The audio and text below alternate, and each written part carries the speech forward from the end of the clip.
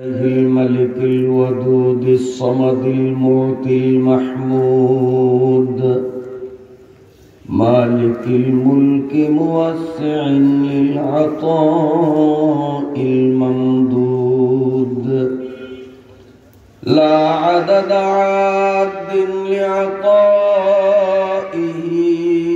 ولا أحد حاد لآلائه وهو أعلى أولاد آدم وحواء وأوحى إلى رسوله ما أوحى كما أوحى إلى روح الله وإلى موسى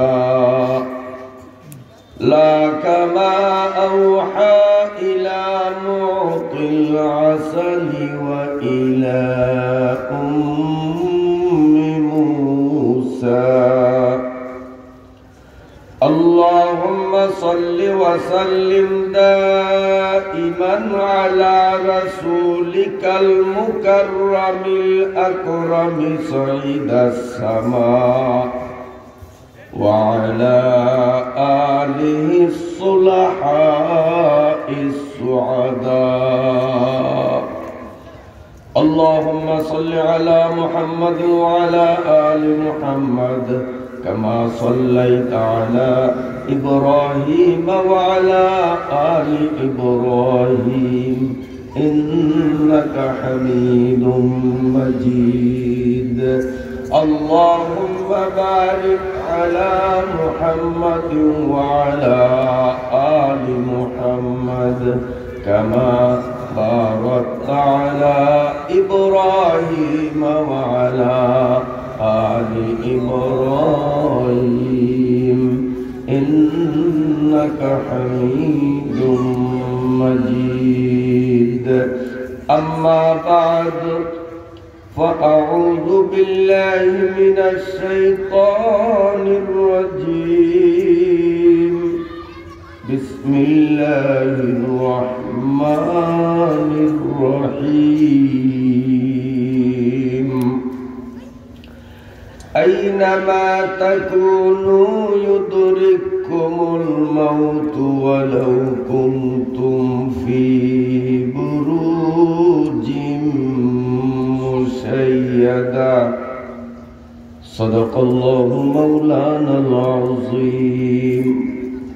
وقال النبي صلى الله عليه وسلم إن القبر أول منزل من منازل الآخرة فإن نجا منه فما بعده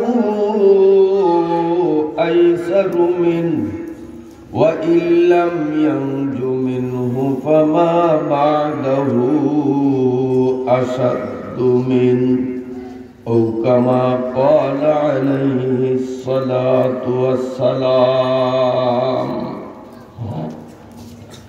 দক্ষিণ বালিয়া বাইতুল ইজ্জত জামে মসজিদের মুসল্লি ও এক ঝাঁক নিবেদিত প্রাণ যুবকদের দীর্ঘদিনের নিরলস প্রচেষ্টায় অত্র এলাকার সর্বস্তরের তৌহিদি জনতা মুসলিম উম্মার সার্বিক সহযোগিতা ও সমর্থনে মহিয়ান গরিয়ান করুণাময় রব্বুল আলামিনের অপরিসীম দয়া ও অনুকম্পার ফলশ্রুতিতে বিগত বৎসরের ন্যায় এবৎসরও চতুর্থতম দুদিনব্যাপী বার্ষিক তাফসীরুল কোরআন মাহফিলের আজ শেষ দিনের দ্বিতীয় অধিবেশনের মান্যবর সভাপতি একটানা 10 বৎসরের অত্র এলাকার শ্রদ্ধাভাজন সম্মানিত চেয়ারম্যান সাহেব मोहतरम मुकर्रम হযরত উলামায়ে কেরাম, আমার একান্ত সম্মানের পাত্র বয়োজ্যেষ্ঠ মুরব্বীগণ, যুবক বন্ধুরা, স্নেহাস্পদ কচিকাচা ছোট্ট সোনামণিরা, পর্দার আড়ালের সম্মানিতা শ্রদ্ধেয়া আমার মায়েরা, বোনেরা ও মেয়েরা, আমি আপনাদের সামনে সংক্ষিপ্ত খুতবা ও দুরূদ শরীফ পাঠান্তে মহান আল্লাহ রাব্বুল আলামিন কর্তৃক অবতারিত বিশ্ব মানবতার ইহলৌকিক পারলৌকিক মুক্তি ও কল্যাণের একমাত্র উপকরণ মহাগ্রন্থ পবিত্র কুরআনুল কারীম থেকে সামান্য কিছু অংশ তিলাওয়াত করেছি। আমার আল্লাহ যদি আমাকে তৌফিক দান করেন, তিলাওয়াতকৃত আয়াতের আলোকে স্বল্প পরিসরে হলেও আপনাদের সামনে কিছু গুরুত্বপূর্ণ আলোচনা উপস্থাপনের দৃঢ় মনোনিবেশ করলাম। প্রথমেই রব্বুল আলামিনের দরবারে প্রার্থনা নিবেদন করছি, আল্লাহ যেন এই অদমের মুখ থেকে এমন সব কথাগুলোই বের করেন যেসব কথার দ্বারা সর্বপ্রথম আমি নিজে উপকৃত হই, সাথে সাথে আবাল বনিতা, বৃদ্ধ, শিশু, কিশোর, নারী, পুরুষ নির্বিশেষে এলাকার প্রতিটি মুসলিম জনতা উপকৃত হন, এমন কথাই যেন আল্লাহ আমাদেরকে বলা আর শোনার শতভাগ তৌফিক এনায়েত ফরমান। সকলে জোরে সুরে বলি আমিন।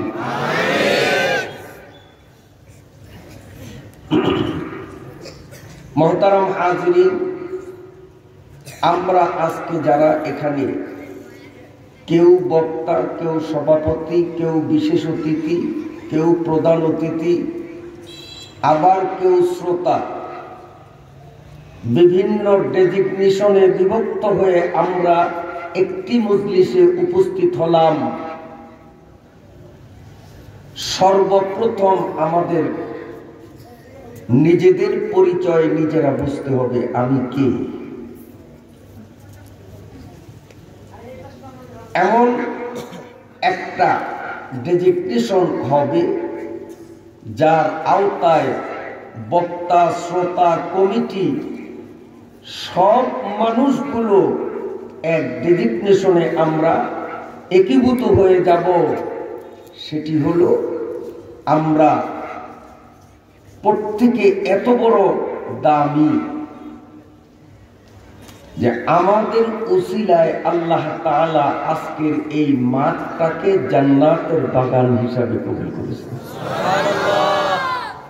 ইদা মারারতুম বিরিয়াজিল জান্নাতি ফারতাউ কিলা ওয়া মা রিয়াজুল জান্নাহ ক্বালা হালাকাতুয যিকির। আল্লাহ পাকের নবী বলেন, তোমরা বেহেশতের বাগানে গেলে ফল আহরণ করো। সাহাবায়ে কেরামের পক্ষ থেকে নবী করিম সাল্লাল্লাহু আলাইহি ওয়াসাল্লাম জিজ্ঞাসিত হলেন, এই পার্থিব জগতে আবার জান্নাতের বাগান কোথায় গিয়ে পাবো? উত্তরে প্রিয় নবী সাল্লাল্লাহু আলাইহি ওয়াসাল্লাম বললেন, হালাকাতুয যিকির, যেখানে আল্লাহ, রসুল, কোরআন, হাদিস, দিন, শরীয়তের আলোচনা হবে, সেই জায়গাটাই জান্নাতের বাগান। এত বড় দামি আজকে আপনারা, যে আপনি এই মজলিসে এসে আপনার আমার নিতম্বটা এই মাহফিলের চাটাইয়ের সঙ্গে লাগানোর বরকতে আল্লাহ এই জায়গাটাকে জান্নাতের বাগান বলেছেন। তো যার ছোঁয়ায় একটা সাধারণ মাঠ জান্নাতের বাগান হলো, সে ব্যক্তি দামি না বেদামি? আমরা সবাই দামি। আল্লাহ যখন আমাদেরকে দামি বানালেন, আজকের এই মাহফিল এবছরের জন্য সমাপ্তি হলেও আমরা যখন বুঝতে পারলাম যে আমরা দামি, আগামী বছর মাহফিল অনুষ্ঠিত হওয়ার আগ পর্যন্ত আমার দাম আমি নিজে ধরে রাখতে হবে, এটা আমার ব্যক্তিগত নৈতিক দায়িত্ব। কথা বলছেন না? যে যেমন সে তার দাম যদি নিজেরটা নিজে যদি ধরে না রাখে, তার জন্য যদি তার কোনো অকল্যাণ হয়, তাতে অন্য কাউকে দায়ী করা যাবে না, নিজেকেই দায়ী করতে হবে। আজকের এই মাহফিলটা বিশেষ করে যুবকদের অক্লান্ত পরিশ্রমের বদৌলতে সৌন্দর্যমণ্ডিত হয়ে অনুষ্ঠিত হচ্ছে। এই যুবকদের উদ্দেশ্যে দু চারটি কথা না বললেই নয়। আমার যুবক বন্ধুরা, অন্তরের কান দিয়ে শোনো, যৌবন এমন একটা জিনিস, যতই আমরা যৌবনের মোহে পড়ে যতই আমরা পাগল পারা হই না কেন, এই যৌবন কিন্তু আমার চিরদিন থাকবে না। কথা ঠিক না বেটি? জওয়ানে গুপ্তে বাপিরে দিলাগা, জওয়ানে গুপ্তে বাপিরে দিলাগা, চেগম কর দি চেগম গস্তি দরিরা, জোয়া বরদা দে পীরে খুশ তাকাল্লুম, জুয়ানিরা দরিরা করদা আমগম।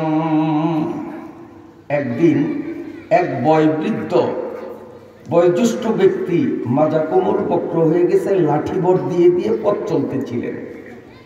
তো ব্যঙ্গ করে ইয়ারকির চলে এক যুবক বলতেছে, দাদা কি হারাইলেন, কি খুঁজতেছেন? কারণ বুড়ো তো হাঁটতেছে নজর নিচের দিকে, কি খুঁজতেছেন?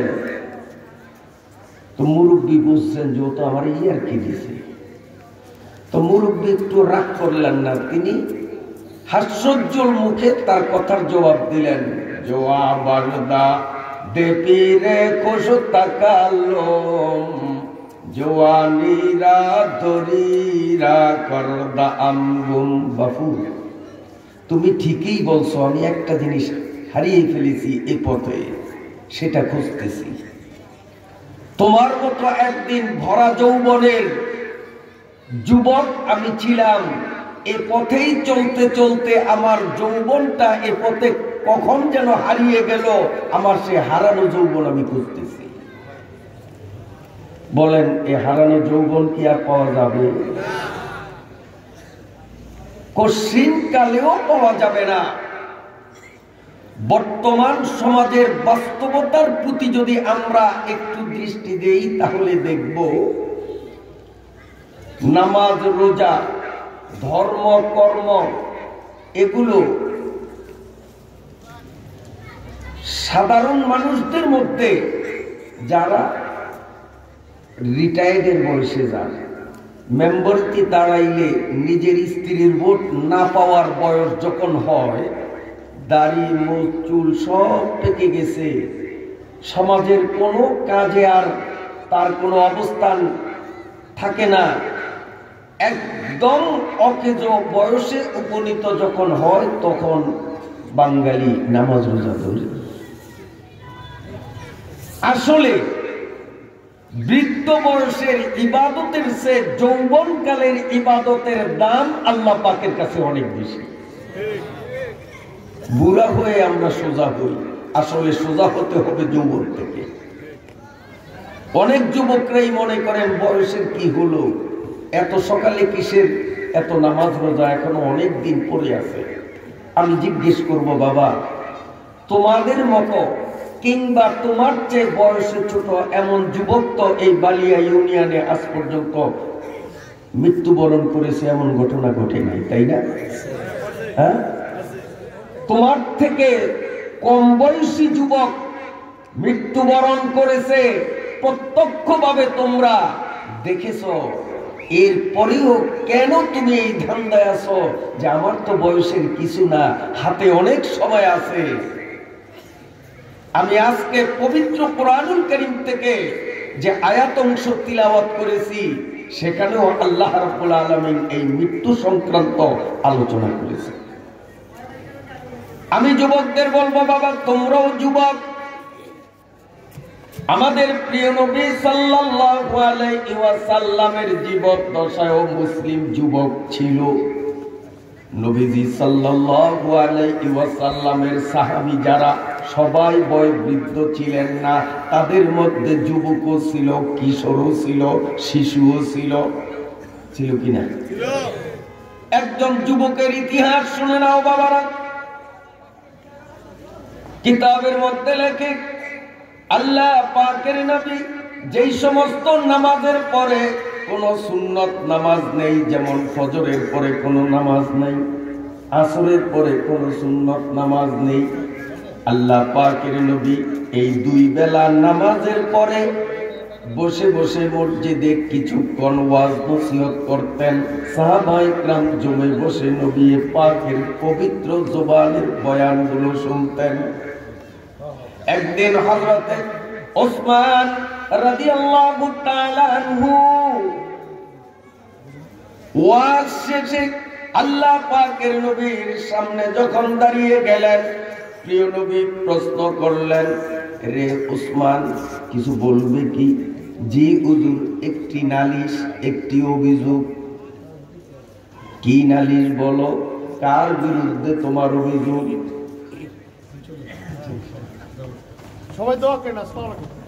কার বিরুদ্ধে তোমার অভিযোগ? ওসমান গনি রাদিয়াল্লাহু তাআলা আনহু বললেন, ইয়া রাসূলুল্লাহ, তলহার বিরুদ্ধে আমার একটা অভিযোগ। আমি আজকে, গতকাল, পরশু পরপর 3 দিন লক্ষ্য করেছি আপনি নামাজের সালাম ফিরাবার সাথে সাথে কাল বিলম্ব না করে তলহা মসজিদ ত্যাগ করে বাড়ি অভিমুখে চলে যান। ওয়াজ শোনে না, আপনার ওয়াজ শোনে না। আপনাদের এই এলাকায় এমন কিছু লোক আছে যারা মাহফিলের কাছে আইসাও ওয়াজ শোনে না, এখনো প্যান্ডেলের বাইরে দেখা যাইতেছে, আছে না নাই? এরাও শোনে না, আর নবীজির একজন সাহাবীও ওয়াজ শোনে না, তার বিরুদ্ধে নালিশ। ভালো করে শোনেন। ওসমান নালিশ করলেন, ইয়া রাসূলুল্লাহ, আমি আজ, গতকাল এবং পরশু পরপর 3 দিন লক্ষ্য করেছি তলহা আপনার ওয়াজে বসে না, সালাম ফিরাবার সাথে সাথে কাল বিলম্ব না করে তার বাড়ি অভিমুখে চলে যায়। আল্লাহ পাকের নবী সাল্লাল্লাহু আলাইহি ওয়াসাল্লাম বললেন, ওসমান রে, নালিশ করেছো, মামলা দিয়েছো, তোমার মামলা গ্রহণ করা হলো, তবে এখন কোনো মন্তব্য করা যাবে না। সঠিক তদন্তের পরেই মামলার রায় ঘোষণা করা হবে। এক পক্ষের কথা শুনে তদন্তবিহীন কোনো ফয়সালা দেওয়া যায় না। ঠিক না ভাই? হযরত ওমর, আবু বকর রাদিয়াল্লাহু তাআলা আনহুমা আরো বড় বড় সাহাবীরা ছিলেন। তাহলে হুজুর একটা তদন্ত টিম গঠন করা হোক। আল্লাহ পাকের নবী বললেন, শোনো, ওসমান যখন নালিশ করেছে আমার তলহার বিরুদ্ধে, আমি তোমাদের চেহারাগুলির দিকে দৃষ্টি দিয়ে অনুমান করতে পারলাম, বুঝতে পারলাম তোমরা সবাই যেন কেমন জানি আমার তলহার বিরুদ্ধে বিরক্তি বোধ করছ। সবাই যেন ভিতরে ভিতরে তলহার উপরে খেপে উঠল। অতএব তদন্ত টিম এমন ব্যক্তিদের নিয়েই গঠিত হতে হয়, অভিযুক্ত ব্যক্তির ব্যাপারে যাদের মনে কোন রকমের আগের থেকেই কোনো খেয়াল না থাকে, নিরপেক্ষ থাকতে হয়। যেহেতু তোমাদের প্রত্যেকের মনে তলহার প্রতি একটু ঘৃণা ঘৃণার ভাব মনে হচ্ছে, অতএব তোমাদেরকে তদন্ত করতে দেয়া যাবে না। এই ঘটনার তদন্তে স্বয়ং আমি মুহাম্মদুর রাসূলুল্লাহ নিজেই যাব। কারণ যারে তদন্ত করতে পাঠানো হবে, সে যদি আসামির উপরে আগের থেকেই মন খারাপ থাকে, তো তদন্তের পরে রিপোর্ট তার মন মতোই দিবে, সঠিক তথ্য উদ্ঘাটন হবে না। আল্লাহর নবী বললেন, তবে আমি একা যাব না, আমার সাথে যদি তোমরা কেউ যেতে চাও অনুমতি আছে। আবু বকর, ওমর, ওসমান সকলে বললেন, হুজুর দয়া করে যদি নেন তাহলে আমরাও যাব। আল্লাহ পাকের নবী সাহাবা একরামদের একটা টিম নিয়ে তলহা রাদিয়াল্লাহু তাআলা আনহু মামলার তদন্তের জন্য গেলেন। আল্লাহ পাকের নবী তলহার বাড়ির গেইটে দাঁড়িয়ে প্রথমেই সালাম দিলেন। সালাম দেওয়ার পরে নবীজি ডাক দিলেন, তলহা বাড়ি আছো কি? ভেতর থেকে তলহা জবাব দিল, লাব্বাইকা ওয়া সাদাইকা ইয়া রাসূলুল্লাহ, জি হুজুর আমি তলহা ঘরেই আছি। অপেক্ষা করতেছে, তলহা আসে না। অনেকক্ষণ হলো, আল্লাহ পাকের নবী আবার ডাক দিলেন, ও তলহা কি ব্যাপার, আসো না কেন? তলহা ভিতর থেকে জবাব দিল, ইয়া রাসূলুল্লাহ আমি আসি। অনেকক্ষণ অপেক্ষা হলো, এখনো তলহা আসলো না। দীর্ঘক্ষণ অপেক্ষা করার পরে আল্লাহর নবী তৃতীয়বার আবারও তলহা বলে ডাক দিলেন। এবারও তলহা উত্তর দিল, আমি আসি। কিন্তু তলহা আসলো না।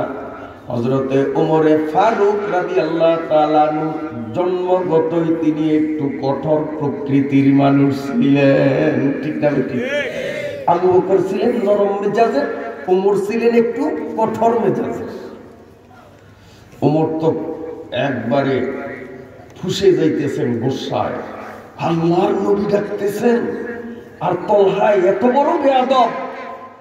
তলহা ঘরে থাকা সত্ত্বেও নবীর ডাকে সাড়া দিল না, আসলো না। কত বড় বেয়াদব! না কোনো পিছন দরজা দিয়ে পালাবার কোনো পথ খুঁজতেছে। তলহা পিছন দরজা দিয়ে যেন লুকিয়ে পালাতে না পারে, এই জন্য ওমর রাদিয়াল্লাহু তাআলা আনহু ঘরের পিছন দিকে একটু গেলেন, দেখি যদি এদিক দিয়ে পালায় খপ করে ধরে ফেলবে। কিন্তু আশ্চর্যের ব্যাপার, হযরত ওমর ফারুক রাদিয়াল্লাহু তাআলা আনহু তলহার বাড়ির পিছন দিকে একটু সময় হাঁটাহাঁটি করে এক দৌড়ে আল্লাহ পাকের নবীর কাছে আসলেন। আয়েশা বলেন, ইয়া রাসূলুল্লাহ, হুজুর আমি আপনার কাছে আর একটা নালিশ দেব। তলহার এক অভিযোগের তদন্তে এসেছেন, ওসমান করেছে, আমার পক্ষ থেকে আরেকটা অভিযোগ, এটারও বিচার চাই। আল্লাহর নবী বললেন, ওমর তদন্তে আসছো, আবার মামলা দায়ের করো, ব্যাপারটা কি? ওসমান ওমর রাদিয়াল্লাহু তাআলা বললেন, ইয়া রাসূলুল্লাহ আমি ঘরের পিছন দিকে গিয়ে দেখলাম ওর উঠানের মধ্যে তলহার একটা নাবালেগ ছেলের মাজায় রশি দিয়ে শক্ত করে গাছের সাথে বেঁধে রেখেছে। ওই বাচ্চাটা মা মা করে চিল্লায়, আব্বু আব্বু করে চিল্লায়। বাচ্চার মাও বাচ্চার কাছে আসে না, তলহাও যায় না। এই নিষ্পাপ বেগুনা মাসুম বাচ্চাটারে কোমরে রশি দিয়ে কেন বাঁধলো? মানবাধিকার লঙ্ঘিত হলো, এর উপযুক্ত বিচার চায়। মামলা ঠিক আছে? কথা কন না? নাবালিগ বাচ্চারে কেন বাঁধলো? তো মানবতা লঙ্ঘনের জঘন্য অপরাধ করেছে। ইত্যবসরে হযরতে তলহা দরজা খুলে আল্লাহ পাকের নবীর সামনে এসে হাজির, সালাম করলেন। আল্লাহ পাকের নবী বললেন, তলহা ওসমান তোমার বিরুদ্ধে একটা নালিশ করেছিলেন, এক মামলার তদন্তে আসলাম, এখন তুমি 3 মামলার আসামি হয়ে গেলে। তোমার বিরুদ্ধে অটোমেটিক আরো 2টা মামলা সংযোজন হয়েছে। 1 নম্বর তো ওসমানের মামলা, দ্বিতীয় নম্বর মামলা হলো উমরের মামলা, মানবাধিকার লঙ্ঘিত হলো তোমার দ্বারা। এই অবশেষ নাবালেগ ছেলেটাকে এভাবে অত্যাচার কেন করো? সবচেয়ে বড় অভিযোগ, কোন মুসলমান যে কোনো অবস্থায় থাকুক না কেন, আমি নবীর ডাক দিলে ডাকের আওয়াজ কানে যদি যায়, নামাজরত থাকলেও নামাজ ভঙ্গ করে আমার ডাকে সাড়া দেওয়া তার জন্য ওয়াজিব হয়ে যায়। তোমাকে একে একে 3 বার আমি ডাকলাম, বেয়াদবির ভান করে তুমি ঘরে কেন রইলে? এরও বিচার হবে। আমি রাখছি, তুমি এত বিলম্ব কেন করলে? 3 বার তোমাকে ডাকলাম। হযরতে তালহা রাদিয়াল্লাহু তাআলা আনহু বলেন, ইয়া রাসূলুল্লাহ, ইয়া হাবিবাল্লাহ, আমি কোন অভিযোগের জবাব দেব? আল্লাহ পাকের নবী বললেন, একটা একটা করে 3টার জবাব তোমাকে দিতে হবে। উপযুক্ত কারণ দর্শাতে পারলে ভালো, নইলে তোমার কঠিন সাজা হবে। হযরতে তালহা রাদিয়াল্লাহু তাআলা নূর 2 চোখ থেকে টপ টপ করে পানি পড়া আরম্ভ হয়ে গেল। তালহা বলেন, ইয়া রাসূলুল্লাহ, আমার বিরুদ্ধে 1 নম্বর নালিশ ওসমান করেছে। 3 দিন নাকি আমি আপনার ওয়াজ শুনি নেই, ওয়াজে বসিনি। কিন্তু আমি তালহা আপনাকে বলে দেই হুজুর, ওসমান শুধু 3 দিন লক্ষ্য করেছে, শুধু 3 দিন নয়, প্রতিদিনই আমি আপনার ওয়াজে বসি না, একদিনও বসি না। প্রতিদিন নামাজের সালাম ফিরাতে দেরি, মসজিদ থেকে বের হয়ে বাড়ি যেতে দেরি করি না। আল্লাহ পাকের নবী বললেন, তাহলে তোমার বিরুদ্ধে 1 মামলা উসমানের, আরেক মামলা উমরের, আরেক মামলা আমার, আরেক মামলা তোমার নিজের বিরুদ্ধে, নিজের মামলা। ওসমান বলেছে 3 দিন আমার ওয়াজে বসো না, আর নিজের মুখেই নিজে বলো প্রতিদিনই তুমি ওয়াজে বসো না। আসলাম 1 মামলার তদন্তে, এখন তো তুমি 4 মামলার আসামি। হযরতে তালহা বলেন, ইয়া রাসূলুল্লাহ, হুজুর এবার কারণ বলি। হ্যাঁ বলো। ইয়া রাসূলুল্লাহ, আমার ইচ্ছা ছিল, কারণটা দুনিয়ার কাউকে আমি বলবো না, কিন্তু আজকে যখন আসামির কাঠগড়ায় দাঁড়ালাম, না বলে উপায় নাই, ইচ্ছার বিপরীত হলেও আমাকে বলতে হচ্ছে। হুজুর, বিষয়টা হলো, আমার গায়ে যে একটা চাদর দেখেন, পরনে পায়জামা লুঙ্গি ছিল না, জামা ছিল না, টুপি ছিল না, শুধু একটা চাদর। যুবক সাহাবী তালহা বলেন, ইয়া রাসূলুল্লাহ, হুজুর আমার ঘরে এই একটা চাদর ছাড়া সুতার বস্তু আমার ঘরে নেই। আমার ঘরের মাঝখানে ফ্লোরের মধ্যে কোমর সম পরিমাণ একটা গর্ত খুঁড়েছি। মুয়াজ্জিন মসজিদে যখন আল্লাহু আকবার বলে আযান দেয়, আমার স্ত্রীর পরন থেকে কাপড়টাকে খুলে আমি নিজের শরীরে জড়াই। ওই গর্তের মধ্যে কোমর সম পরিমাণ আমার স্ত্রীকে গর্তের মধ্যে দাঁড় করিয়ে উলঙ্গ অবস্থায় রেখে আসি। ইয়া রাসূলুল্লাহ, আমি যদি নামাজের পর আপনার ওয়াজে বসি, আমার স্ত্রীর ফরজ নামাজ কাজা হয়ে যাবে। আমার স্ত্রী কিভাবে আল্লাহর ফরজ উলঙ্গ হয়ে নামাজ আদায় করবে? এই জন্য আমার স্ত্রীর নামাজ যেন কাজা না হয়। আমি না মসজিদ থেকে তড়িঘড়ি বাড়িতে চলে আসি, আমার পরন থেকে চাদরটা খুলে আমি গর্তের মধ্যে দাঁড়িয়ে থাকি, আমার স্ত্রী এই কাপড় গায়ে জড়িয়ে আল্লাহর ফরজ নামাজ আদায় করি। আমার মনে হয় এখনো আউট অফ প্যান্ডেল বাইরে যারা দাঁড়ানো দোকানের কাছে, হয়তো ওনাদের বউরও গর্তের মধ্যে উলঙ্গ দাঁড়ানো, যার কারণে তাড়াতাড়ি বাড়ি যাওয়ার জন্য প্যান্ডেল থেকে দূর অবস্থান নিয়েছে। ও আমার ভাইরা বাবাজিরা, কান খুলে শুনেন। হযরতে তালহা বলেন, ইয়া রাসূলুল্লাহ, আমি এতই অসহায়, এতই গরীব, দুজনের জন্য সতর ঢাকার মতো দুইখানা কাপড় ক্রয় করব, সেই মূল্য আমার কাছে নেই, টাকা নেই, পয়সা নেই, কেবল একটা কাপড় আমি যখন পরি, স্ত্রী উলঙ্গ থাকে গর্তের মধ্যে, আবার স্ত্রী যখন পরে আমি উলঙ্গ হয়ে গর্তে ঢুকে যাই। ইয়া রাসূলুল্লাহ, এ হলো আমার আপনার ওয়াজ না শোনার কারণ।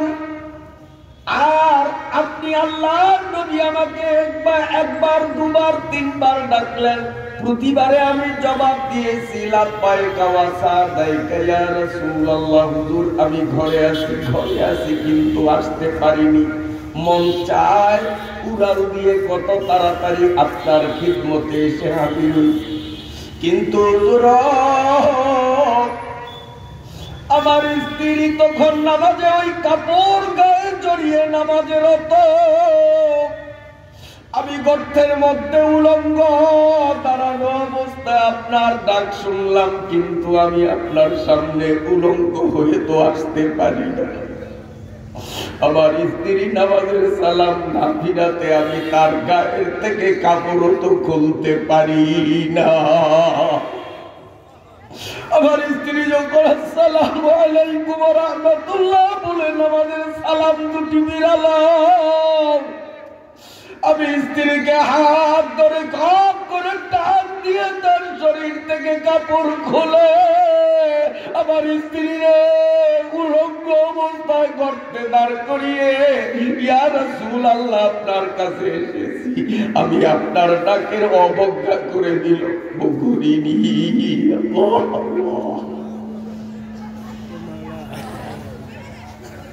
এ যুবক, তোমার 10-15টা যা পায়জামা অথবা ফুল প্যান্ট আছে, 10-12টা শার্ট বা পাঞ্জাবি আছে, 4-5টা তোমার টুপি আছে, মাফলার আছে, আরো কত কাপড় চোপড় আছে, এরপরেও তোমরা রীতিমতো নামাজ পড়ো না। আর আল্লাহর নবীর সাহাবী তালহা কেবল এক সন্তানের পিতা, এই অবস্থাতেও মাওলার হুকুম নামাজ ছাড়তেন না। মুসলমানি বওয়াদ গর্দান আদান এনানে খুদ বদাস্তে খা জাদাদা। গরু খাইলেই মুসলমান হওয়া যায় না, আল্লাহর হুকুম মানলেই মুসলমান হওয়া যায়। একটা মানুষ জন্ম থেকে মৃত্যু পর্যন্ত এক টুকরা গরুর গোশত জীবনে মুখে দিল না, কিন্তু তার নামাজ, রোজা, পর্দা, পুশিদা, ঢিলা, কুলুক, ঈমান, আমল সব ঠিক, এ কিন্তু মুসলমান। আরেকটা সপ্তাহের 7 দিনের 7 দিন গরু খায়, ঝোল মাংস, ভুনা মাংস, মজা কইরা কইরা খায়, নামাজ পড়ে না, রোজা রাখে না। যাই না রাখো নুরুল ইসলাম, তরিকুল ইসলাম তোমার নাম হলেও আল্লাহর লিস্টির মধ্যে তুমি মুসলিম না, তুমি কাফের।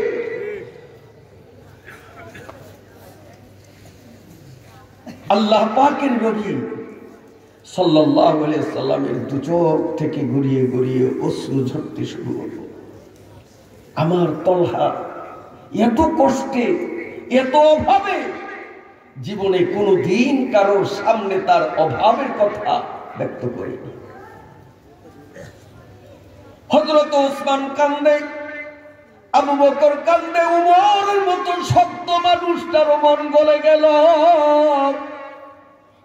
তালহার বক্তব্য শুনে শক্ত মানুষ উমরেরও দু চোখ থেকে অশ্রুর জোয়ার বইতে লাগলো।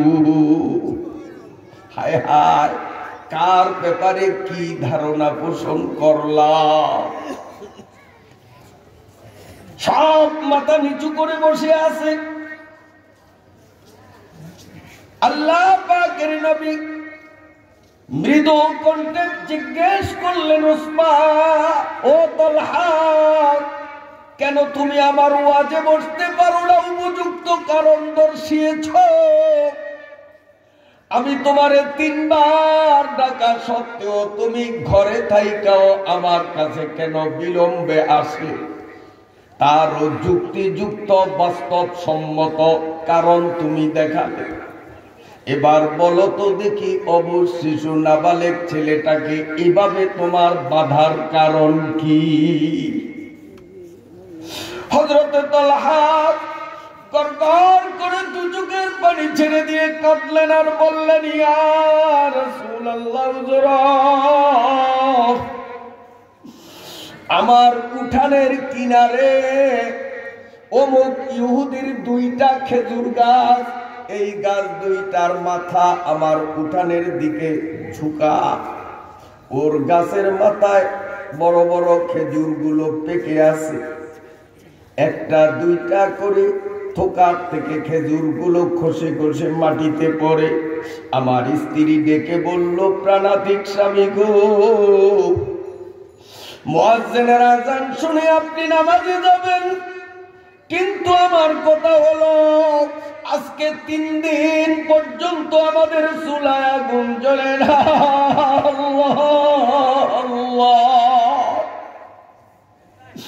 3 বেলা পেট বইরা খাও রে যুবক বাবারা। এরপরে কত জিলাপি খাও, মোয়া খাও, সিঙ্গারা খাও, আবৃত্তি খাও, আরো কত মুখরোচক রকমারি খাবার গুদাম ভর, তারপরেও মালিকের হুকুম মানো। এরপরেও আমার মাওলারে চিনলা না, আমার মাওলার ডাকে সাড়া দিলা না। ওরে তোমার মতো আমার মতো নিমক হারাম আল্লাহর জগতে আর হবে না, ঠিক না?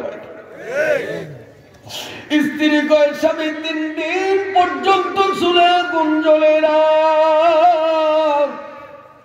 আমাদের অবুঝ নাবালেক শিশুটা ক্ষুধার তাড়নায় কাতর হয়ে গেছে। আপনি যদি মসজিদে নামাজে যান, ক্ষুধার তাড়নায় ছেলেটা ইহুদের গাছের নিচ থেকে পতিত খেজুর গুলো কুড়িয়ে কুড়িয়ে খেতে পারে, পরে নষ্ট হয়ে যাবে। ওরে সাথে করে নিয়ে যান। ও বাড়িতে থাকলে আমি ওরে কন্ট্রোল করতে পারবো না। ইহুদির গাছের পতিত খেজুর খেয়ে ফেলবি, কিয়ামতের আদালতে মাওলার দরবারে আসামি হয়ে যাও। ইয়া রাসূলুল্লাহ, আমার স্ত্রীর মুখ থেকে কথাগুলো শুই না। আমি আমার বাচ্চাটারে কোলের মধ্যে টেনে নিলাম, ওরে মসজিদে নিয়ে যাব। মসজিদের এক কর্নারে বসিয়ে রেখে আমি আপনার পিছনে মাওলার ফরজ নামাজ আদায় করব। কিন্তু ইয়া রাসূলুল্লাহ, বাড়ির থেকে মসজিদের কাছাকাছি আসতে না আসতেই আমার মন বলতেছে, তলহারি বাচ্চা তো ছোট্ট, ওরে মসজিদে বসাইয়া রাখবি, পেশাব করতে পারে, পায়খানা করতে পারে, চিল্লা পাল্লা করে মুসল্লিদের ডিস্টার্ব করতে পারে, না না করে মসজিদে নেয়া ঠিক হবে না। ইয়া রাসূলুল্লাহ, তখন আমি কিংকর্তব্য বিমূঢ় হয়ে পড়লাম। ওরে বাড়িতে রাখলেও সমস্যা, পরের হক খাবে, মসজিদে নিলেও সমস্যা, ডিস্টার্ব হবে। কি করি, কুল কিনারা খুঁজে পাই না। হঠাৎ আমার মাথায় বুদ্ধি আসলো, ওরে রশি দিয়ে গাছের সাথে বেঁধে রাখবো, যাতে করে ও রশির বন্ধন খুলতে না পারে আর ইহুদির গাছের ফলও খেতে না পারে। আল্লাহর নবী দুই চোখ থেকে অজরে কান্নার স্রোত ছেড়ে দিলেন।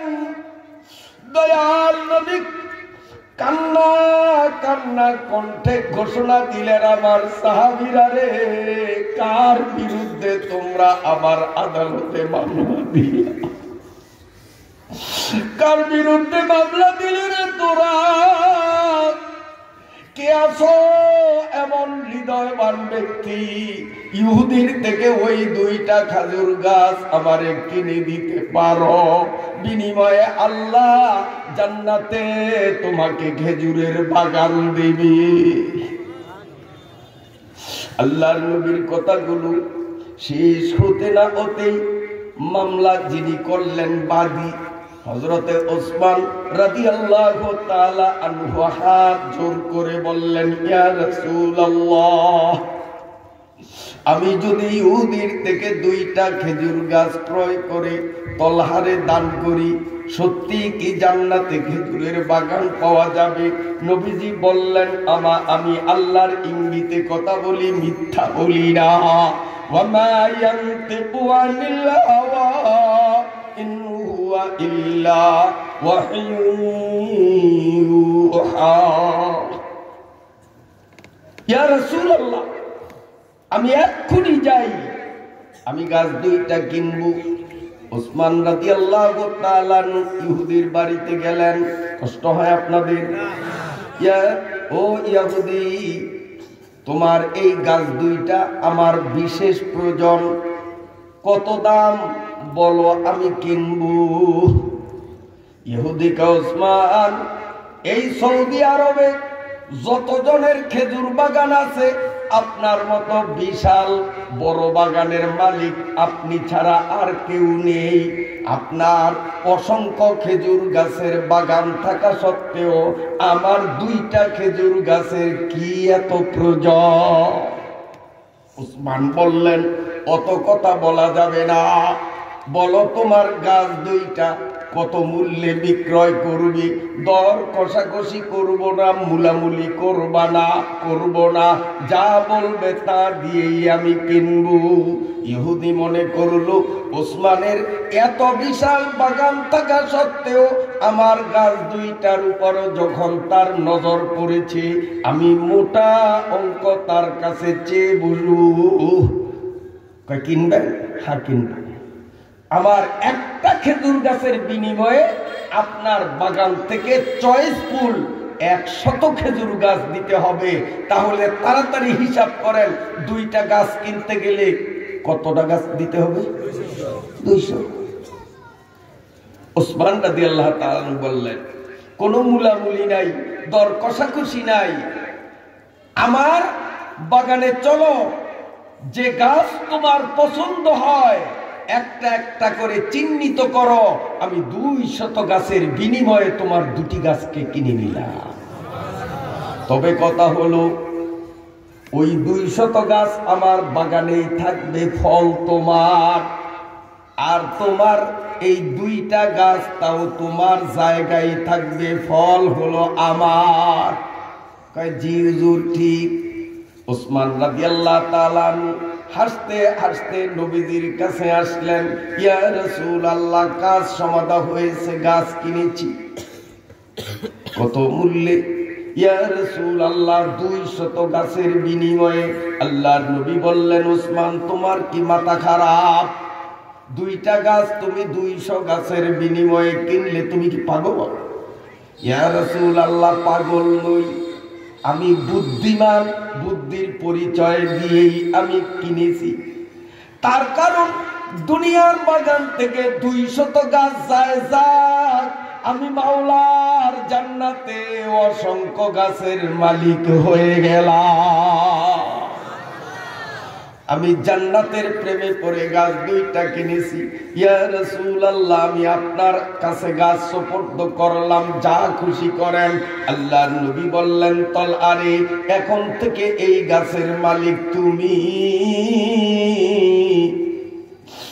এখন থেকে এই গাছের মালিক তুমি। এ যুবক ভাইরা শুন,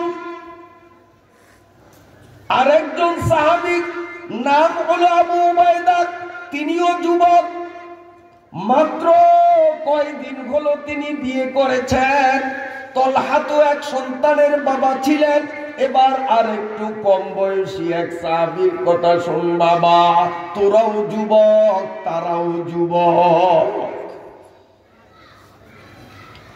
শুধু 2 দিন ব্যাপী মাহফিলের জন্য মাথার গাম পায়ে ফেলালেই কাজ হবে না, নামাজ পড়বা না, ঢিলা কুলুপ নিবা না, আল্লাহ রসুলের ধার ধারবা না, খালি মাহফিলের জন্য জান কোরবান কইরা দিবা। এই মাহফিল তোমার জাহান্নামের কারণ হবে, জান্নাতের কারণ হবে না। একজন সাহাবী নাম আবু উবাইদা, যুদ্ধের ময়দানে কাফের বেঈমানরা আল্লাহর নবীকে হত্যা করার জন্য যখন এই তীর নিক্ষেপ করত, নবীজির চতুর্পার্শ্বে সাহাবায়ে কেরাম ঘিরে নবীজিকে মধ্যখানে রেখে বুক পেতে রাখলেন, যে দিক থেকেই তীর আসুক আমাদের বুকে লাগবেন, প্রিয় নবীর গায়ে লাগতে দেব না। বেঈমানরা তীর মারে আর সাহাবীদের বুকে পড়ে মাটিতে লুটিয়ে পড়ে যান, শহীদ হয়ে যান। নিজের জীবনের বিনিময়ে আল্লাহর নবীকে রক্ষা করেছিলেন। সাহাবায়ে কেরাম নিজেদের প্রাণের চেয়েও নবীকে বেশি মূল্য। একজন সাহাবীর কথা, উহুদের যুদ্ধে সাহাবী 2 চোখের পানি ছেড়ে ছেড়ে কাঁদছে। আল্লাহর নবী ডাকলেন, এদিকে আসো। কাঁদছো কেন? বাড়ির কথা মনে পড়ছে, মা বাবা আত্মীয় স্বজনের কথা কি মনে পড়ছে? ওই সাহাবী গড়গড় করে চোখের পানি ছেড়ে কাঁদেন আর বলেন, না আমি মা বাবা সন্তান সন্ততির চেয়ে আপনাকে বেশি ভালোবাসি। ইয়া রাসূলুল্লাহ আপনার ভালোবাসার কারণেই আমার কান্না। নবী বললেন, খুলে বল। ওই সাহাবী বলেন, ইয়া রাসূলুল্লাহ কাফেররা মিটিংয়ে বসছে, আমি কাফেরদের ভেষ ধরে সিআইডি সেজে ওদের মিটিং এর ভিতরে ঢুকে গেলাম। ওরা পরামর্শ করে ফাইনাল সিদ্ধান্তে উপনীত হয়েছে, যে কোনো মূল্যেই হোক না কেন আপনাকে আজকের যুদ্ধের ময়দান থেকে জীবন্ত ফিরতে দিবে না। সর্বশক্তি নিয়োগ করে হলেও আপনাকে তারা মেরে ফেলবে।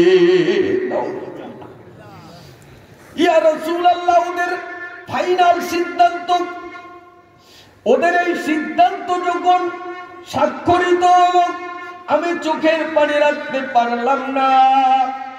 নবী যদি দুনিয়ায় না থাকে, নবী শূন্য দুনিয়ায় আমি কেমনে থাকব? আমি নবীজির মুবারক চেহারা না দেখে কেমনে টিকে থাকবো? নবী বললেন, সত্যি কি তুমি আমারে ভালোবাসো? জি, আমি মা বাবার থেকেও বেশি ভালোবাসি। এমন কি কথা দিলাম, নিজের জীবনের চেয়েও আপনাকে বেশি ভালোবাসি। এটা আমার মৌখিক দাবি নয় গো হুজুর, আমি কাজে দেখিয়ে দেব। কথাগুলো বলতে না বলতেই দেখা গেল নবীজির অন্যান্য বডিগার্ডরা সব নিহত হয়ে গেছে। কেবলমাত্র ওই সাহাবী দেখলো এদিক থেকে তীর আসতেছে। আল্লাহর নবীকে পিঠের পিছনে রেখে নিজের বুকটাকে ঢাল বানিয়ে পেতে দিলেন। তীরের প্রচন্ড আঘাত বুকে লাগলো, লাল রক্তগুলো গড়িয়ে গড়িয়ে ঝরতেছিল। এদিক থেকে তীর আসে, আবার বুকটাকে এভাবে পেতে দেয়। ওদিক থেকে তীর আসে, ঘুরে বুকটাকে এদিকে পেতে দেয়। একটা আর দুইটা নয়, তিরমিজি শরীফে এসেছে 80টা তীর সাহাবীর বুকে লেগেছিল। 80টা তীরে তার বুক ঝাঁঝরা হয়ে যায়। 80 নম্বরের আঘাতের পরে রক্ত শূন্যতায় সাহাবী আর দাঁড়িয়ে থাকতে পারলেন না, শহীদ হয়ে তিনিও মাটিতে লুটিয়ে পড়ল। এরপরে হযরতে আবু উবায়দা যুবক সাহাবী দৌড়ে আসলেন। ওরে বুখারী শরীফের মধ্যে রওয়ায়াত এসেছে, কাফের বেঈমানরা যখন দেখলো মুহাম্মদুর রাসূলুল্লাহ বলেন সাল্লাল্লাহু আলাইহি ওয়াসাল্লাম নবীজির বডিগার্ড এক এক করে সব ধরাশায়ী হয়ে গেছে, লাশ হয়ে গেছে। সুযোগের সদ্ব্যবহার, এই অবসরেই নবীকে খতম করতে হবে। তারা যখন তীর ধনুক রেডি করলো, যুবক সাহাবী হযরতে আবু উবায়দা দৌড়ে এসে আল্লাহর নবীকে আড়াল করে যেদিক থেকে তীর আসতে দেখেন সেদিকেই তার ডান হাতটা আগাইয়া দেন। অসংখ্য তীর হাতের মধ্যে বরণ করলেন এবং রক্ত ঝরতে ঝরতে আবু উবায়দার ডান হাতটা যখন অবশ হয়ে গেল, অচল হয়ে গেল, প্যারালাইসিস হয়ে গেল, অটোমেটিক মুহূর্তের মধ্যে তিনি বাম হাতটাকে উঁচু করে দিলেন। হযরতে আবু উবায়দা রাদিয়াল্লাহু তাআলা আনহুর বাম হাতের তালুতে অসংখ্য তীরের আঘাত বরণ করতে করতে হযরতে আবু উবায়দার বাম হাতটাও অচল হয়ে যায়। বোধ শক্তি ছিল না, দুইটা হাত তার অকেজ হয়ে গেল, অচল হয়ে গেল। এরপরে আবু উবায়দা রাদিয়াল্লাহু তাআলা আনহু কি দিয়ে নবীজিকে সেভ করবেন? এই অপশনে বেঈমানের দল আল্লাহর নবীকে হত্যা করার উদ্দেশ্যে প্রচন্ড বেগে যখন পাথর মারল, পাথরের তীব্র আঘাত নবীজির বুকে লাগাতে দুটি দাঁত ভেঙে জমিনে পড়ে গেল। कर दिया जंगे वो उनमें मुस्तफा दंदा शहीद, ये शरीयत ये तरीक़त हमको मिलने के लिए। अल्लाह नबी দাঁত ভাঙলো, ওখান থেকে যে রক্ত ঝরা শুরু হলো, দয়াল নবীর গায়ের লাল জামাটা রক্তে লাল হয়ে যায়, সাদা জামা লাল হয়ে গেল। জোয়ারের স্রোতের মতো লাল রক্তগুলো দয়াল নবীর মুখ থেকে পড়ছে। পশু পক্ষী কীট পতঙ্গ ফেরেশতা কুল কান্নায় ব্যাকুল হয়ে গেছে, কিন্তু বেঈমান কাফেরদের পাশান দিলে মায়া হলো না। ইবনে কামিয়া, কাফেরদের এক সর্দার ইবনে কামিয়া বড় ভারী একটা পাথর নিয়া রক্ত ঝরা মুখ নবীকে হত্যা করার জন্য ইবনে কামিয়া সজরে যখন পাথর মারলো, ওই পাথরটা আমার নবীর মাথার হেলমেটের উপরে আঘাত আনলো। হেলমেটটা ফেটে চৌচির হয়ে হেলমেটের দুইটা লোহা আমার নবীর মাথার মধ্যে ঢুকে, দুইটা লোহা মাথার মধ্যে ঢুকে গেছে। আল্লাহর হাবিব অজ্ঞান হয়ে বেহুশ হয়ে তিনি জমিনে পড়ে গেলেন। আল্লাহর নবীর পা দুখান উপরে, মাথা মুবারক গর্তের মধ্যে, নবীজির মুখ থেকে রক্ত ঝরছে, অন্যদিকে মাথার থেকেও রক্ত গড়িয়ে গড়িয়ে পড়ছিল। আমার নবী মাথার রক্ত, বুকের রক্ত ঝরা অবস্থাতেও চোখের পানি ছেড়ে ছেড়ে আসমানের দিকে নজর করে তিনি ডাকতেছেন, আল্লাহুম্মা হাদি কওমি, আল্লাহ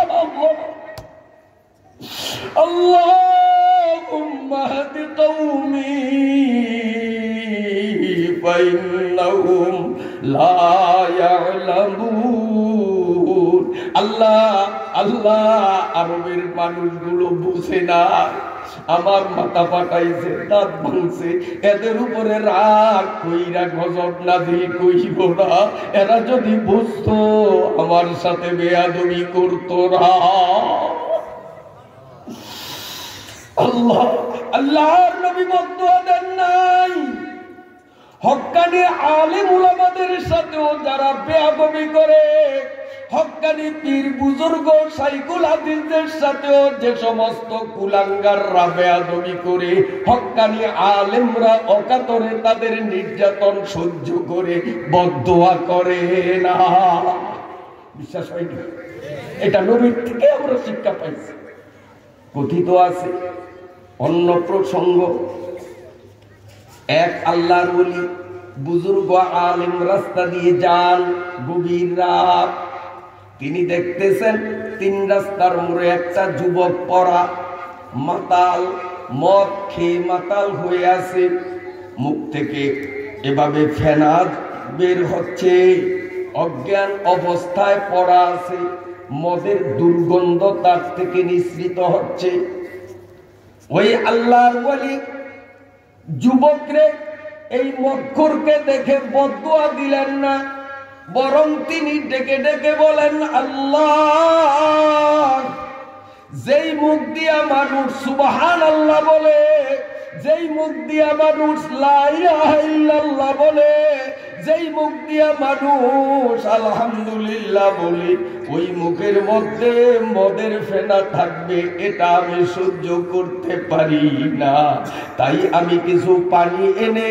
এই মুখটাকে পবিত্র করে দেই ওই আল্লাহর ওলি ওই মক্করের মুখের ময়লাগুলো পরিষ্কার করার পরে মুনাজাত দিলেন আল্লাহ ওর উপরের ময়লা আমি পরিষ্কার করার ক্ষমতা রাখি তাই করলাম কিন্তু তার দিলের ময়লা পরিষ্কারের অধিকার তো আমার নাই আসেনি ও আল্লাহ আমি যদ্দূর পারছি ওদ্দূর করলাম তার মুখ পরিষ্কার করলাম ওর কলব পরিষ্কার আমি করতে পারি না এটা হলো তোমার কাম হরচে কারম বুদে আখের করদামাস হরচে কারম বুদে আখের করদামাস ওয়াজনা সুয়ে নামাজা ওয়ারদামাস ও আল্লাহ আমি যদ্দূর পারলাম ওদ্দূর করলাম বাকিটা তোমার কাম আল্লাহ আমি উপর পরিষ্কার করলাম ভিতর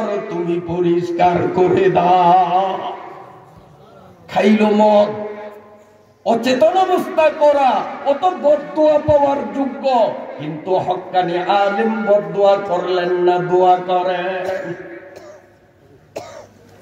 ফজরের আযান হলো আল্লাহর ওলি মসজিদে গেলেন জামাতে নামাজ পড়লেন নামাজের সালাম ফিরাবার পরে দেখেন প্রথম কাতারের ডান পাশে সেই যুবক বসা না সুবহানাল্লাহ এখন করেন না আরে হুজুরে ওয়াজ করবে ওই সময় সুবহানাল্লাহ বলা লাগবে না এখন যদি আমার ওয়াজেই সুবহানাল্লাহ সব শেষ হয়ে যায় তো বলবেন কেমনে সামনে যেন জমা থাক না ভুলেও সুবহানাল্লাহ করেন না ঠিক আছে আপনার খুব বুদ্ধিমান যে হুজুর আমার তো সামনে সময় আছে ওয়াজ তো এত তাড়াতাড়ি শেষ হবে না সুবহানাল্লাহ পরে বলবো এখন জমা রেখে দিচ্ছেন তাক আপনার ওরা আল্লাহ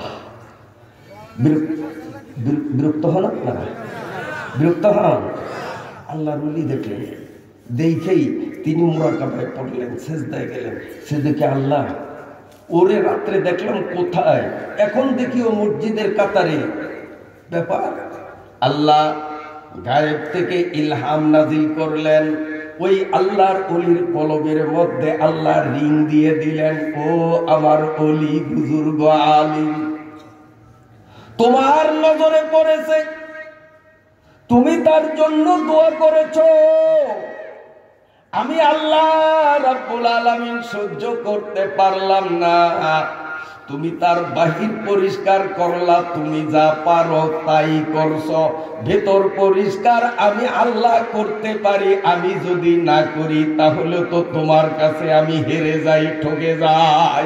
আর আল্লাহ তো এমন যিনি কারো কাছে ঠকতে পারে না। ঠিক না বেঠি? তুমি যা পারো তা করছো, আর আমি যা পারি তা যদি না করি তো আমি ঠকে গেলাম।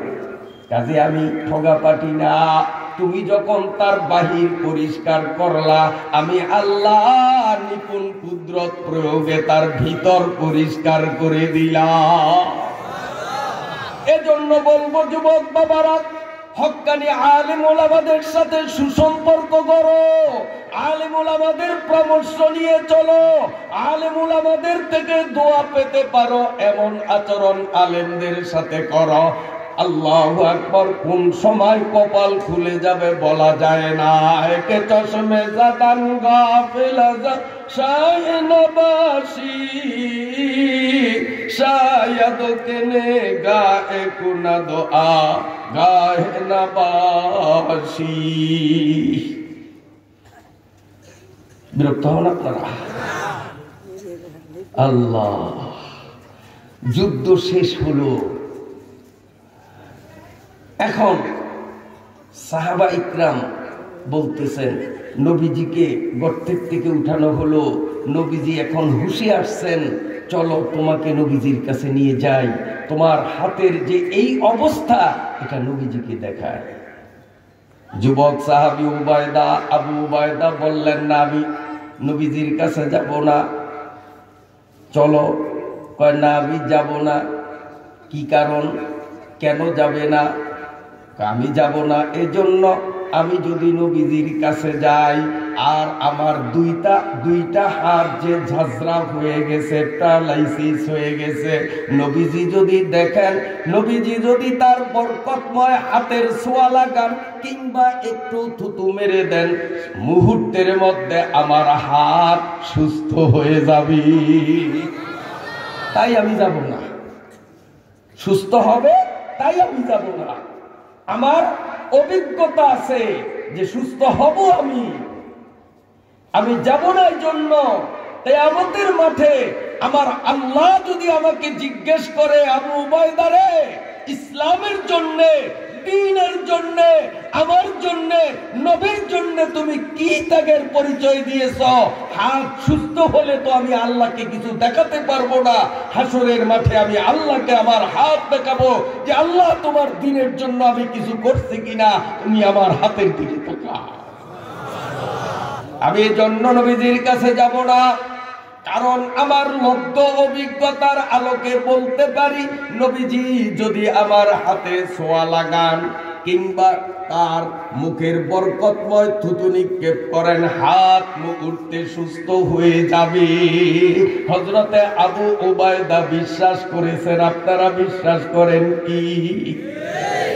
তাহলে একটু শোনেন, কোন দিক যাব?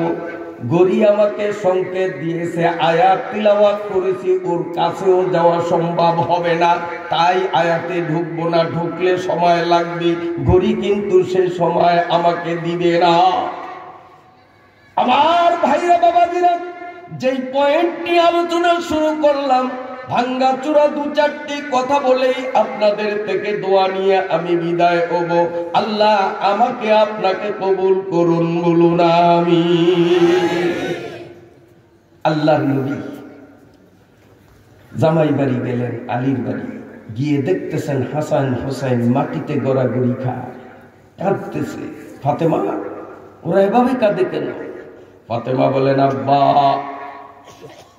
আজ কয় বেলা নিজেরও খেতে পারি না, ওদেরও খাওয়াতে পারি না, ক্ষুধায় কাতর হয়ে কাঁদে। আল্লাহর নবী বললেন, নানা ভাই অপেক্ষা করো, দেখি তোমাদের জন্য কিছু আনা যায় কিনা। আল্লাহর নবী নিজের বাড়িতে আসলেন, আয়েশা দেখেন নিজের বাড়িতেও নাতিদের মুখে খাবার তুলে দিবে এমন কিছু ঘরে নাই। আল্লাহর নবী পাশে এক ইহুদির বাড়িতে গেলেন। ও ইহুদি, তোমার তো মাঝে মধ্যে বদলা কামলার প্রয়োজন হয়, লাগবে নি? ইহুদি বলে, একটা বদলা বা কামলা আমার দরকার। কি কাজ?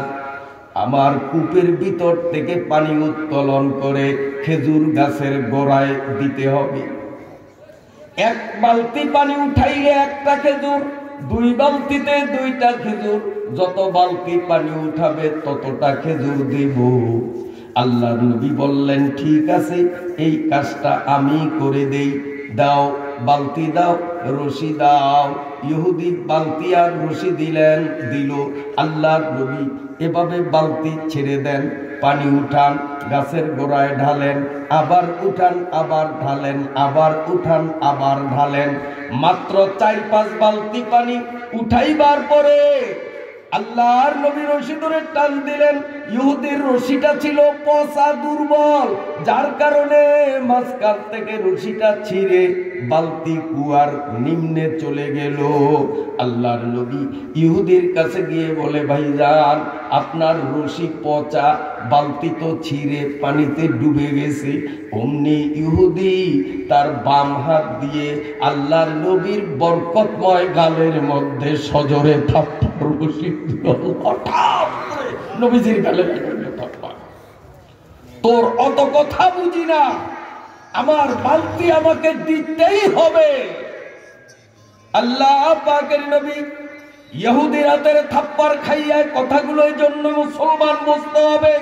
বর্তমানে বহু হক্কানি আলেম ওলামারা নির্যাতিত, অত্যাচারিত, অসম্মানিত হয়, আর একদল মুসলমান বলে হুজুররা যদি হক্কানি হুজুর হইতেন তাহলে এত বিপদ ওনাদের উপরে কেন? তা আমি বলবো, বর্তমান জমানার হুজুরদের থেকে আমাদের নবী আরো ছোট্ট হুজুর। কি বলেন? আমাদের নবীর উপরও কত বড় বিপদ এসেছে। ইহুদি আল্লাহর নবীর গালের মধ্যে থাপ্পড় বসাইয়া বলে, মুহাম্মদের, বলেন সাল্লাল্লাহু আলাইহি ওয়াসাল্লাম, এ মুহাম্মদ, আমার বালতি আমাকে দিতেই হবে। আল্লাহর নবী আস্তে আস্তে কূপের কাছে গেলেন, গিয়া তিনি বললেন, আল্লাহ, ইহুদি আমার গালে থাপ্পড় মারছে, আমার কোনো দোষ ছিল না। আল্লাহ, ও বালতি চায়, বালতি তো উঠাবার ক্ষমতা আমার নেই, তোমার ক্ষমতা আছে, বালতিটা কি ফিরাইয়া দিবা? আল্লাহ পাক বললেন, মুহাম্মদ, তুমি কূপের মধ্যে হাত ঢুকাও। আল্লাহর নবী বিসমিল্লাহ বলে যখন হাত ঢুকাইলেন, আমার আল্লাহ তার কুদরত দিয়ে ঠেলা দিয়ে বালতি নবীজির হাতে ফিরিয়ে দেয়। আল্লাহর নবী বালতি হাতে নিয়ে ইহুদির কাছে গিয়ে বললেন, এই ইহুদির বাচ্চা, আমি আর তোর কাজ করব না। যেই কয় বালতি উঠাইলাম ওই কয়টা খেজুর আমারে দে, আমি আর তোর কাজ করব না। ইহুদি গনে গনে অতটা খেজুর আল্লাহর নবীর হাতে দিয়ে দিল। নবীজি খেজুরগুলো নিয়ে ডাইরেক্ট আলীর বাড়িতে চলে গেলেন। রানের এক রানে হাসান আর এক রানে হোসাইনকে বসিয়ে আল্লাহর নবী একটু একটু করে খেজুর ভেঙ্গে ভেঙ্গে নাতিদের মুখের মধ্যে দেয়। ওই ইহুদি তৌরাত কিতাব নিয়ে বসলো, কিরে কি ব্যাপার, এত গভীর কূপের থেকে বালতি কেমনে উঠলো? এই অলৌকিক কাণ্ডের ব্যাপারে দেখি আল্লাহর কিতাব তৌরিতে কিছু পাওয়া যায় কিনা। এইভাবে যখন তৌরিতের পৃষ্ঠা উল্টাইতে উল্টাইতে এক জায়গায় লেখা দেখতে পাইল, আখিরি জমানার নবী একদিন ইহুদির বাড়িতে কাজে যাবেন। ইহুদির রশি পচা থাকার কারণে রশি ছিঁড়ে বালতি গভীর কূপের নিম্নে পড়ে যাবে। ইহুদি নবীর সাথে জঘন্য বেয়াদবি করবে, নবীর গালে থাপ্পড় দিবি। আখিরি নবী ইহুদির থাপ্পড় খেয়ে কূপের কাছে গেলে কূপ তার হাতে বালতি ভিড়িয়ে দিবি। এখন ইহুদি দেখলো আল্লাহর কিতাব তৌরিতে যা লেখা বাস্তবেও তা বাস্তবায়ন হয়, ঠিক না? ইহুদি আর দেরি করলো না, দু চোখ থেকে গড়গড় করে পানি ছেড়ে বলতে শুরু করলো, হার কার গালে আমি থাপ্পড় মারলাম? ইনি তো দোজাহানের বাদশা মুহাম্মদুর রাসূলুল্লাহ সাল্লাল্লাহু আলাইহি ওয়াসাল্লাম। ইনি তো আখিরি নবী, কার সাথে আমি বেয়াদবি করলাম? আমার তো আউয়াল গেল, আখের গেল, দুনিয়া গেল, আখের গেল, আমি তো নবীরে চিনলাম না, বেয়াদবি করলাম। এইভাবে কাঁদতেছে, চোখের পানি ঝরায় আর কান্দে। অবশেষে ধারালো দা বাম হাতে নিয়ে ডান হাতটাকে একটা গাছের উপর রেখে বলতেছে, রে হাত, আখিরি নবীর গালে তুই থাপ্পড় মারিয়া বেয়াদবি করলি, তোর মতো বেয়াদব হাত আমার শরীরে আমি আর রাখতে ইচ্ছুক নই। এই কথা বলে নিজের হাতে নিজের ডান হাতের কবজিতে যখন কূপ মারলো, সাথে সাথে এক কোপে হাতের জয়েন্টটা ছিঁড়ে এই হাতটা আলাদা হয়ে গেল। এবার বাম হাতে কর্তৃত ডান হাতটাকে নিয়ে চোখের পানি ছেড়ে ছেড়ে নবীজির বাড়িতে গেল। একদিকে তার চোখ থেকে ফোঁটা ফোঁটা পানি জোরে, কার সাথে আমি বেয়াদবি করলাম? এরে কপাল পুরো মুসলমান, ইহুদির ঘরের ইহুদিও যখন নবীকে চিনল, নবীর পরিচয় পাইল, তওবা করিয়া নিজের হাতের বিচার নিজে করিয়া নবীর কাছে মাপ চাইতে যাও। আর তুমি আর আমি নবীর উম্মত দাবি করিয়া ও নবীর সাথে বেয়াদবি করি, নবীর ওয়ারিস হক্কানি আলেম ওলামাদের সামনে বেয়াদবিমূলক কথা বলি, ঠিক না বেঠিক?